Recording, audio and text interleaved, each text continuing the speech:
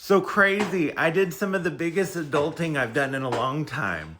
So, follow up to finding out that my roof was leaking and I saw it leaking through the AC vent.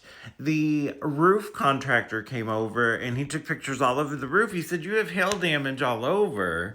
And really, you should get the whole roof replaced, not just where it's leaking, because there's not even mildew or anything inside."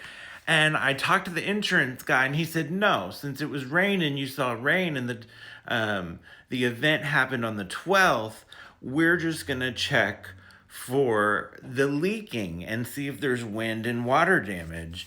And he said, "Well, you did have a claim back posted in 2023." And I explained, "Well, that was when my dad was having health issues. I put in the claim, then didn't have time. The guy had came door to door and said, 'Do you want a new roof after the hail?' Took some pictures. Of course, I turned it down because I was going through helping my dad with his medical stuff." And then I was like, the guy said, "Well, I'm not going to check for hail. I'm only going to come and check for the leak damage." I was like, "Okay." So I call the roof contractor and I tell him, "Hey, he's coming next week. Here's the day." And he said he's not going to check for hail damage. And he also said you can't be on the roof at the same time. And the contractor was like, "Well, that's BS. We're always on the roof at the same time with the adjusters."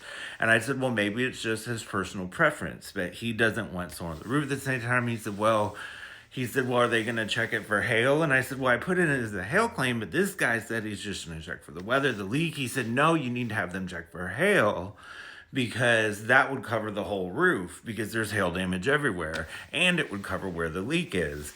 And so I called back the house insurance guy, and I was like, "Hey, sorry to bother you again. Sorry to be dense," because me and him had gone back and forth. It's like, I want to actually clarify. Are you able to check for hail damage instead of the leak? If you're going to come, can you check for just the hail damage since I put the claim under hail?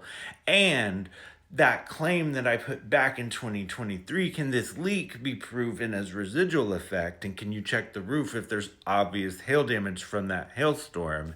And he said, "Well, I'm going to get back to the office." And he said, "I guess I'll have to ask my manager Monday." And I said, "Thank you. I just wanted to clarify."